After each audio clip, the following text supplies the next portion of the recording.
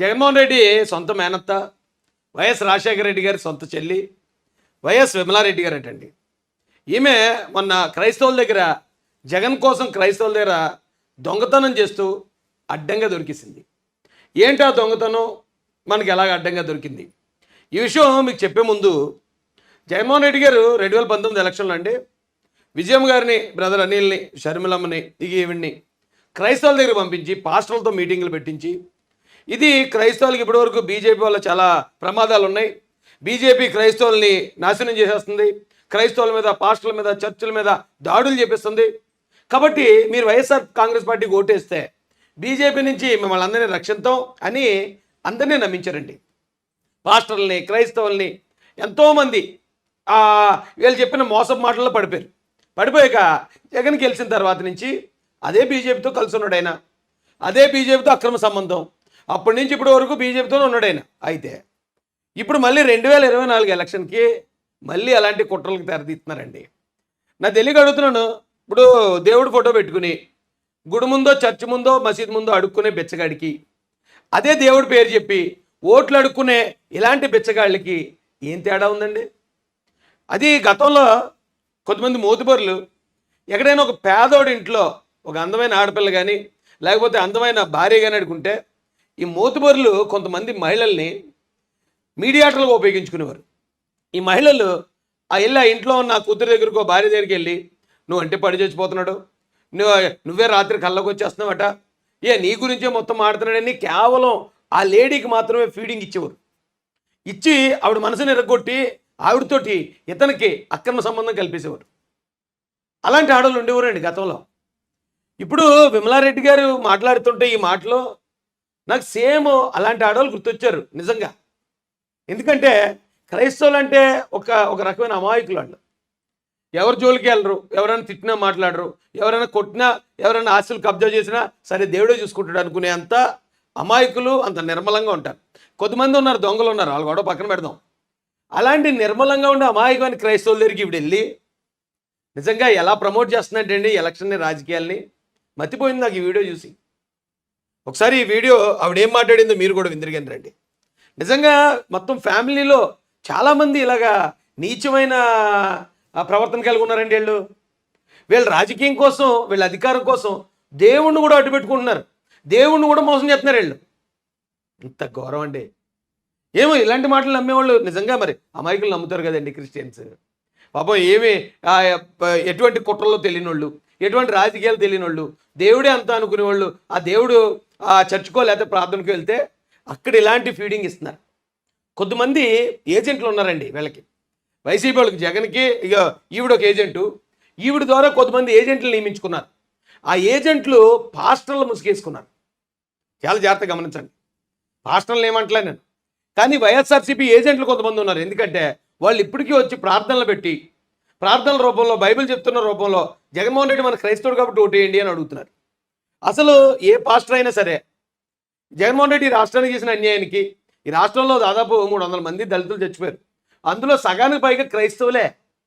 చనిపోయిన వాడికి ఏ వాడికి న్యాయం చేయకుండా చంపేసిన వాళ్ళని జగన్ వెనకాల తిరుగుతుంటే ఇంకా అలాంటి వాడిని క్రైస్తవుల మధ్య ఎక్కించాలని ట్రై చేస్తున్నాడంటే ఖచ్చితంగా ప్యాకేజ్ పార్టీలు కదండి. ఈవిడికి వస్తుంది, ఈవిడి నుంచి వాళ్ళకి వెళ్తుందని చెప్పి చాలా విశ్వసనీయ సమాచారాలు వచ్చాయి మాకు. అయితే ఈ పెద్దవాడు ఏమంటుందో ఒకసారి మనం విందామండి. విన్న తర్వాత మీకు దీని వెనుకున్న వాస్తవం ఏంటని తెలియజేస్తాను. అంటే ఎలా ఉంటుందంటే దుప్పి నీటి వాగుల కోసం ఆశపడినట్లుగా మనం ఆశపడాలి. బైబిల్ని అడ్డుపెట్టుకుని బైబిల్ వాక్యాలని మిళితం చేస్తూ రాజకీయాన్ని ఎలా ఎక్కిస్తుందో చూడండి పెద్దవాడి. నిజంగా ఒకవేళ నేను ఇందాక చెప్పాను ఒక ఎగ్జాంపుల్, మోతుబరుల దగ్గర అమాయకమైన ఆడవాళ్ళని తీసుకెళ్ళడానికి ఎలాంటి మాయమాటలు అయితే చెప్తారో, ఆ మాయమాటలు చెప్పేవాళ్ళు కేవలం వెళ్ళి ఆ మహిళలకు మాత్రమే చెప్తారు. మామూలు ఇలా రోడ్డు మీద అందరూ ఉండగా ఏమే నువ్వంటే పలానా ఆయనకి ఇష్టమట, పలానా ఆయన నిన్ను పెళ్లి చేసుకుంటాడంటే చెప్పరు. ఎందుకంటే అది అబద్ధం. కాబట్టి అది అందరి మధ్య చెప్తే అందరూ అతనికి ఆల్రెడీ పెళ్ళి అయిపోయింది కదాను, లేదా అతను ఈవెన్ ఎందుకు పెళ్లి చేసుకుంటాడాను ఖండిస్తారని డైరెక్ట్గా ఆవిడ దగ్గరికి వెళ్ళి చెవి దగ్గర కూర్చుని ఏమే ఇలాగట్టు కదా అంటూ ఏదో బియ్యం సెరుగుతున్నట్టు లేదా పప్పు రుబ్బుతున్నట్టు యాక్ట్ చేస్తూ మొదలెట్టేవారు. సేమ్ ఈవిడ కూడా ఏం చేసిందంటే అండి, ఇప్పుడు నిజంగా ఒకవేళ క్రైస్తవులకు జగన్మోహన్ రెడ్డి మేలు చేసాడు అనుకోండి, ఓ ప్రెస్ మీట్ పెట్టి చెప్పొచ్చు, లేదా వీళ్ళ ఛానల్ ఉంది కదా సాక్షిలో కూర్చొని చెప్పొచ్చు, ఇదిగో క్రైస్తవులకి జగన్ ఈ మేలు చేశాడు కాబట్టి మీరు అందరూ ఓటేయండి అని పబ్లిక్గా అడగొచ్చు. అలా ఎందుకు అడగట్లేదంటే జగన్ ఏం చేయలేదు కాబట్టి.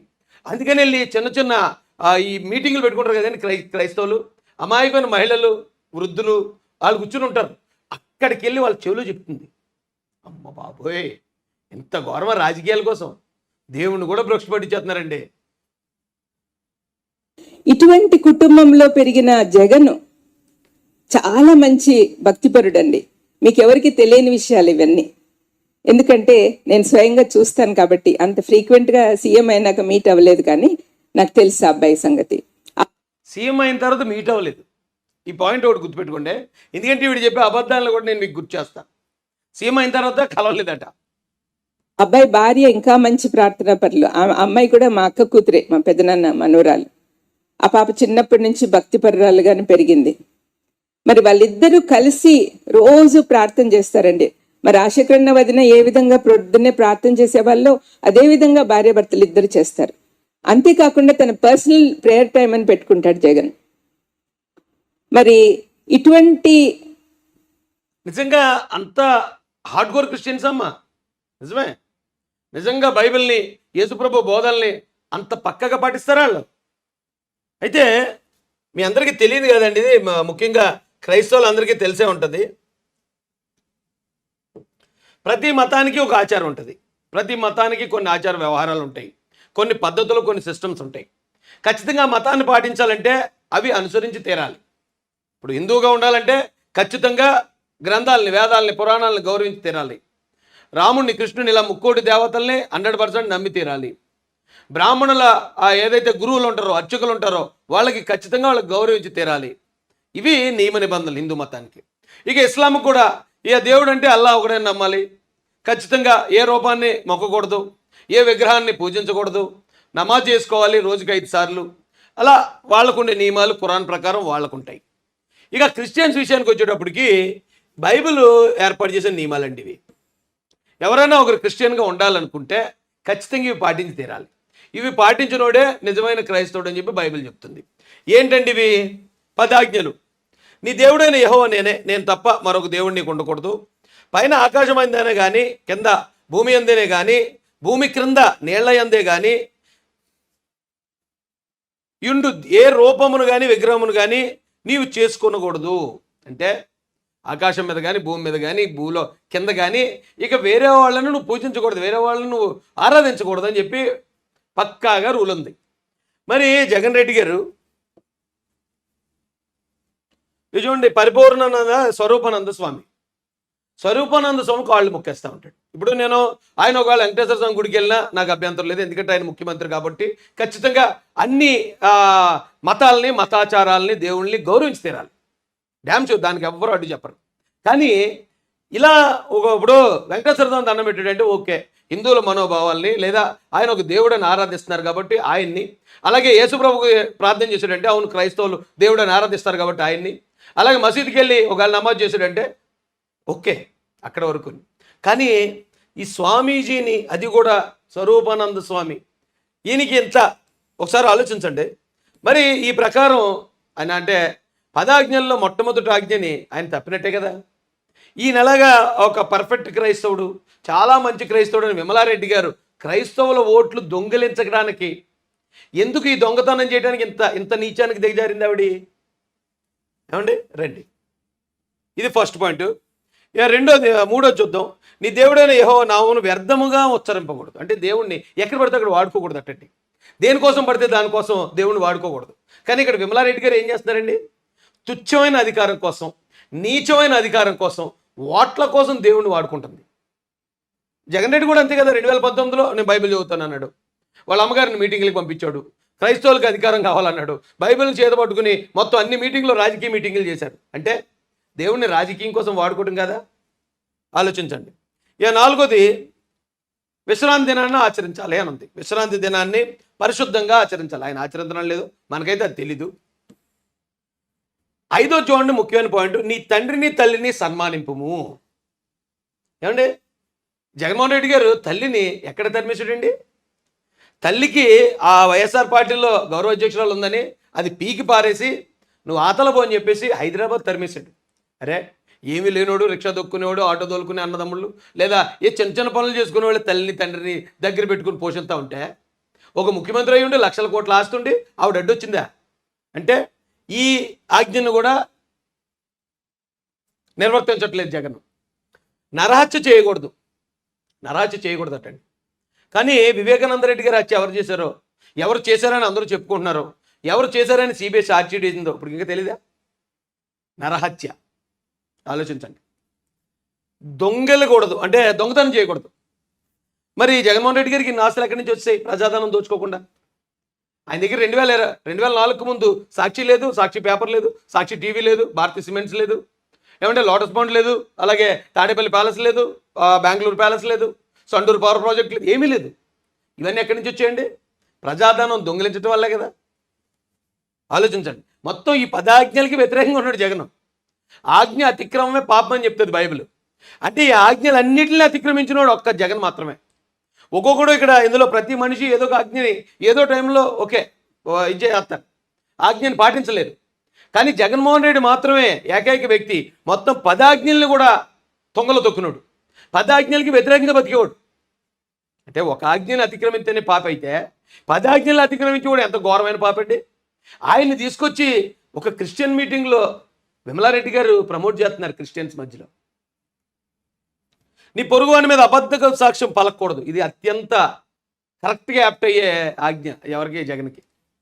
అంటే ఆ కుర్రాడు అభిమానంతో మీదకి వస్తే ఎక్కడో గీసుకుంటే ఆ కుర్రాడు నన్ను చంపేయబోడు అని చెప్పి తప్పుడు సాక్ష్యం చెప్పి ఆ కుర్రాడిని కోడికెత్తి ఆ జనపల్ శ్రీని 5 సంవత్సరాల నుంచి జైల్లో పెట్టించాడు. ఇప్పటికి ఇంకా కోర్టుకి వెళ్ళి సాక్ష్యం చెప్పమంటే సాక్ష్యం ఆ మాట ఎక్కడైతే చెప్తే ఆ కుర్రాడు బయటకు వచ్చేస్తాడేమో కాబట్టి నేను కోర్టుకి రానంటే రానని చెప్పి 5 సంవత్సరాల నుంచి, అంటే అబద్ధ సాక్ష్యం పెట్టి ఒక కుర్రాడి జీవితాన్ని 5 సంవత్సరాల పాటు ఒక ముసలావిడ వాళ్ళ అమ్మ, ముసలాయన వాళ్ళ నాన్న, వాళ్ళిద్దరూ రోడ్డు మీద ఏడుస్తున్నా సరే కనీసం కనికరం లేకుండా యేసుప్రభు ఏం చెప్పారండి? నిన్ను వల్లే పొరుగుని ప్రేమించమన్నారు. ఏంటి జగన్ గారు పొరుగుని ప్రేమించడం అంటే ఇదేనా? ఇక్కడ దాదాపు 300 మందిని చంపిన వాళ్ళు వెనకాల తిరుగుతారా క్రైస్తవుడు? అరే రే రే విమలారెడ్డి గారు, మీ సొంతాన్ని వివేకానంద రెడ్డిని చంపిస్తేనే మీరు మరి వాళ్ళని సపోర్ట్ చేసుకుంటూ వస్తున్నారంటే అసలు నువ్వెంత గొప్ప క్రైస్తవురాలు అమ్మ బాబు. చేతిలో దండం పెట్టాలి మీలాంటి క్రైస్తవులకి. నీ పొరుగుని భార్యనైనను దాసునైనను అతని దాసినైనను అతని ఎద్దునైనను అతని గాడిదనైనా నీ పొరుగుని దేన్ని ఆశింపొద్దు అన్నాడు. మరి జగన్మోహన్ రెడ్డికి ఆస్తులు ఎవరి? పొరుగులి కాకపోతే సొంత చెల్లికి ఆస్తి పంచకుండా సొంత చెల్లి ఆస్తినే కావాలనుకున్నాడు, ఆశించాడు కదా. ఆవిడకి ఆస్తి పంచలేదని కదా బయటకు వచ్చింది, ఆవిడ మోసం చేసేటని కదా ఆవిడ బయటకు వచ్చింది. సొంత చెల్లి ఆస్తి కొట్టెత్తే ఇక బయట వాళ్ళ ఆస్తులు ఆయనకు లెక్కండి.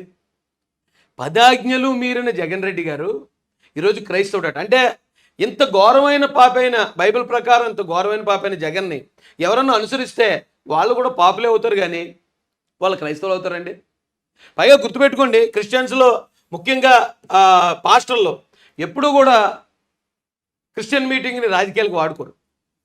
ఒకవేళ ఎలక్షన్ టైంలో అన్ని పార్టీల వాళ్ళు వస్తారు, అమ్మ మాకు చేస్తే మీకు మంచి చేస్తాం క్రైస్తవులకి, మీ చర్చి కట్టేస్తాం మరొకటి, అప్పుడు వాళ్ళు చెప్పడం వేరు. కానీ పాస్టర్లు ఇలా ప్రత్యేకంగా కొద్దిమంది మీటింగులు పెట్టించి క్రైస్తవులు ఇలా మోసం చేస్తున్నారంటే వాళ్ళందరూ జగన్ ఏజెంట్లు. జగన్ దగ్గర నుంచి వారికి సాలిడ్గా ఫండ్ అందుతుంది. ఈ ఒక్క విషయం మాత్రం క్రైస్తవులు అందరూ గుర్తుపెట్టుకోకపోతే, ఎందుకంటే జగన్ రెడ్డి వచ్చిన తర్వాతే సిబిఎన్సీ కబ్జా చేశారు వైసీపీ వాళ్ళు. జగన్ రెడ్డి వచ్చాకే షాడే స్కూల్ కబ్జా చేయడానికి ట్రై చేశారు. జగన్ రెడ్డి వచ్చాకే ఏఎల్సీ ఆస్తులు కబ్జాకు ప్రయత్నం చేశారు. అంతకుముందు చంద్రబాబు నాయుడు గారి హయాంలో ఏం కబ్జాలు జరగలే. అంటే దాని అర్థం ఏంటండి? జగన్ రెడ్డి గారు క్రైస్తవుడా? క్రైస్తవులు నాశనం చేయడానికి వచ్చినోడా? వ్యక్తికి ఇప్పుడు శత్రువులందరూ ఒక్కటయ్యి ఆయన దించేయాలని ప్రయత్నం చేస్తున్నారని విన్నప్పుడు నేను అనుకున్నా, నన్ను అందరూ కూడా ఎంకరేజ్ చేశారు. అమ్మ మీరు వెళ్ళాలి, క్రైస్తవులకు ఎలాంటి ఆపద జరగకూడదు, క్రైస్తవులు స్వతంత్రంగా మీటింగులు పెట్టుకోవాలంటే ఆ ప్రభుత్వం అలాగే కొనసాగాలి, పేదల కోసం. ఇంతకుముందు చంద్రబాబు నాయుడు గారి హయాంలో బ్రదర్ అనిల్ గారు చాలా మీటింగులు పెట్టేవారు. కానీ జగన్ వచ్చిన తర్వాత బ్రదర్ అనిల్ని ఒక్క మీటింగ్ అని పెట్టనిచ్చాడా? సొంత బామ్మర్దినే మీటింగ్ పెట్టుకుని ఉన్నాడు, క్రైస్తవులందరినీ మీటింగులు పెట్టుకొని ఇస్తాడట. కేవలం క్రైస్తవులు మీటింగ్ పెట్టించుకోవడానికే ఇతన్ని గెలిపించాలటండి. మణిపూర్లో 1000 మంది క్రైస్తవులను ఊచకోతకు వస్తే మరింత గొప్ప క్రైస్తవులు ఈవిడ ఎక్కడా కనపడలేదు ఆ రోజున. జగన్మోహన్ రెడ్డి ఎక్కడ కనపడలేదు. క్రైస్తవులకు సంబంధించిన ఆస్తులని ఆంధ్రాలో కబ్జా చేసేస్తుంటే అంటే వీళ్ళే కబ్జా చేస్తుంటే వీళ్ళు ఎందుకు కనపడతారులేండి. క్రైస్తవుల కోసం జగన్ రెడ్డి చేసింది ఏంటి అని అడగట్లే. కానీ క్రైస్తవులు మీటింగులు పెట్టుకోవాలంటే జగన్ ఉండాలట. పాటుపడి ఆయనను ఉంచాలి ఇక్కడ, అందుకని మీరు వెళ్ళండి అని నన్ను ప్రోత్సహించినందువల్ల వెళ్ళాలనుకున్నా, ఎలా వెళ్ళాలో నాకు తెలియదు. కానీ జేమ్స్ గారు ఇక్కడ పెద్ద మీటింగ్ పెట్టారు, మీరు వస్తారా అని అడిగినప్పుడు డెఫినెట్గా ఇదొక దేవుడు అంతే దూరేసింది, అంతే దొంగతనం చేయడానికి. క్రైస్తవ ఓట్లు దొంగతనం చేయడానికి అవకాశం రాగానే అందులో దూరేసిందట. ఎంత నిస్సిగ్గా చెప్తుందండి ఆవిడ. అంటే ఇప్పుడు బీజేపీ వాళ్ళు అంటూ ఉంటాం శ్రీరాముడిని అడ్డు పెట్టుకుని ఆర్ఎస్ఎస్ వాళ్ళు రాజకీయం చేస్తున్నారని. మరి వాళ్ళకి ఈవిడికి వాళ్ళకి జగన్కి ఏంటి తేడా? దేవుడిని అడ్డు పెట్టుకుని రాజకీయం చేసుకునే దుస్థితికి పడిపోవడం ఏంటండి? అది కూడా మళ్ళీ దొంగచాటుని. ఇంకా వాళ్ళని మెచ్చుకోవచ్చు. ఎవరిని? బీజేపీ ఆర్ఎస్ఎస్ వాళ్ళు డైరెక్ట్గా చెప్తున్నారు. జై శ్రీరామ్ అనుకుంటే వాళ్ళు చేసుకుంటారు. కానీ వీళ్ళ దొంగలు చూసారా, బయట ఈ మాట చెప్పరు. బయట ఈ మాట చెప్తే ఒకవేళ హిందువులు ఓట్లు పోతాయేమో. కాబట్టి దొంగచాటుగా వెళ్ళాలి, మేకవన్నే తోడేళ్ళుగా వెళ్ళాలి, మేక చర్మం కప్పుకోవాలి, కానీ తోడేలేసాలు వేయాలి. వీళ్ళు క్రైస్తవులు అండి. క్రైస్తవులు ఎలాగుంటారా? యేసుప్రభు ఎలా బతికారా? ఆయన అనుకున్న సత్యాన్ని చెప్పడం కోసం అవసరమైతే ప్రాణాలన్నా వదిలేసాడు తప్ప ఎక్కడ కూడా ఆయన అబద్ధం కోసం లేకపోతే ఎవరితో కొమ్మక్కవటం ఇలాంటి దొంగ రాజకీయాలు చేయడం ఎప్పుడైనా చేశారండి? వీళ్ళు క్రైస్తవులట. సొంత అన్న వివేకానంద రెడ్డి గారు ఆయన్ని చంపేసిన వాళ్ళు వెనకాల తిరుగుతుంది ఈవిడెంత దుర్మార్గురాలు ఆలోచించండి. ఇలాంటి వాళ్ళని సంఘాల్లోకి రాణిస్తే దేవుడు కూడా మనల్ని క్షమించడండి. దేవుడు కూడా క్షమించడు. ఇలాంటి రాజకీయాలు, దొంగ రాజకీయాలు మేము కూడా లిస్ట్ తయారు చేస్తున్నాం. ఇలాంటి దొంగ రాజకీయాలు చేయడానికి కొంతమంది ఏజెంట్లు ఉన్నారు కదా, వాళ్ళ పాస్టర్లు అని చెప్పుకుంటూ తిరుగుతున్నారు. ఆ ఏజెంట్ల పేర్లన్నీ మా దగ్గర ఉన్నాయి. ఖచ్చితంగా ఇలాంటి దొంగ పనులు చేసే, దొంగ రాజకీయాలు చేసే ప్రతి ఒక్కరికి చట్టపరంగా మీరు కూడా చర్యలు ఎదుర్కోవాల్సి వస్తుంది. ఈ రోజున మమ్మల్ని ఎవరు చూడట్లేదు కదా, మేము పైగా ఈ క్రిస్టియన్ అనే ముసుగు వేసుకున్నాం కదా, మమ్మల్ని ఎవరనంటే క్రిస్టియానిటీ మీద పోతేమో అనుకున్నారేమో. ఎవరికి ఇచ్చేది ఆడికే. మీరు చేసే ప్రతి దొంగ పని, ప్రతి దొంగ రాజకీయాన్ని ఎక్కడికక్కడే నోట్ చేస్తున్నారు. ఒక ఇంటెలిజెన్స్ పనిచేస్తుంది దీని మీద. ఈ జగన్మోహన్ రెడ్డి ఈ రాష్ట్రాన్ని ఇంత అన్యాయం చేసినా, క్రైస్తవులకి, ముస్లింలకి, దళితులకి ఇంత ఘోరమైన అన్యాయం చేసినా కూడా ఇంకా అతన్ని క్రిస్టియన్స్లోకి ప్రమోట్ చేయడానికి, ఇందాక చెప్పాను కదా, గతంలో కొంతమంది మోతుబరులకి ఇక్కడ ఉన్న అమాయకమైన స్త్రీలను సప్లై చేయడానికి ఎలాగైతే మోటివేట్ చేసేవారో దొంగచాటున, అలా దొంగచాటున మోటివేట్ చేస్తున్న ప్రతి ఒక్కరి లిస్ట్ రెడీ. ఓపెన్ చేసిన డోర్ అనుకున్నాను. ఇంతమంది యూత్ ఉంటారని నేను అనుకోలేదు. చాలా సంతోషంగా ఉంది. మరి మనము యేసుప్రభు ఏం చెప్పాడు మనకు? నీతి న్యాయం కలిగి ఉండాలి, పేదలను దయదల్చాలి, పేదలకు కష్టాలు వస్తే. మా నీతి న్యాయం జగన్ రెడ్డి గారి దగ్గర ఉన్నాయా? ఉంటే ఆయన మీద 38 కేసులు, ఇన్ని అక్రమాస్తులు, 16 నెలలు జైలు ఉంటుందమ్మా. సిబిఐ కూడా వచ్చి సొంత బాబాయిని వాళ్ళే చంపేసుకున్నారు అవినాష్ రెడ్డి అంటే. అవినాష్ రెడ్డిని వెనకేసుకొచ్చే జగన్ రెడ్డికి నీతి న్యాయం ఉందా? ఆయన యేసుప్రభు బోధనల ప్రకారం బ్రతుకుతున్నాడా? ఇంకా ఎంతకాలం మోసం చేస్తారమ్మా ఇలా జనాల్ని? ఇక అధికారం కోసం ఏ గడ్డైనా కరుస్తారమ్మా మీరు, ఏదైనా అడ్డు పెట్టుకుంటారు. అవసరమైతే నువ్వు ఇలాగొచ్చి నువ్వు క్రిస్టియన్స్ అంటావు, మరొకరు పంపించి ముస్లిమ్స్ అంటారు. జగన్ వెళ్ళి ఇంకో చోట ఎక్కడో ఏదైనా పూజలు నిర్వహించి హిందువులను మోసం చేయడానికి. అసలు మీ కుటుంబానికి ఒక మతం అంటూ లేదమ్మా. అధికారం దోచుకోవటం, దాచుకోవటమే మీ మతం. దానికోసం ఎన్ని వేషాలన్నా వేస్తారు మీరు, ఎన్ని గుంటనక్క వేషాలన్నా వేస్తారు. కానీ ఇది బతుక. ఇది ఇంతకన్నా ఆ యేసుప్రభు ఫోటో పెట్టుకుని చర్చి ముందు కూర్చొని అడుక్కోవడం బెటర్ కదా. యేసుప్రభు ఫోటో పెట్టుకుని చర్చి ముందు కూర్చొని అడుక్కోండమ్మా. అడుక్కుంటే ఇంకా ప్రశాంతంగా ఉండొచ్చు. మనం చూసుకోవాలి, హెల్ప్ చేయాలి అందరికి వీలున్నంత వరకు. చేయగలిగి ఉండి కూడా చేయలేకపోవడం పాపం అని కూడా దేవుని వాక్యం చెప్తుంది.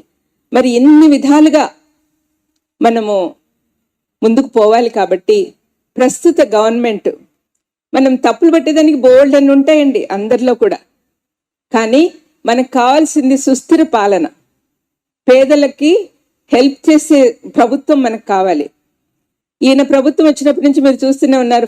ఫస్ట్ 2 years కరోనా వల్ల నష్టాలు, తర్వాత వరదలు, తుఫాన్లు వచ్చినాయి. దాన్ని మేకప్ అంటే ప్రకృతి ముందే గ్రహించింది. జగన్ రెడ్డి గారు అడుగు పెట్టగానే ఆవిడే అంటుంది, ఫస్ట్ కరోనా వచ్చేసింది, మొత్తం సర్వనాశనం అయిపోయింది, తర్వాత తుఫాన్లు వస్తే, వరదలు వస్తాయని.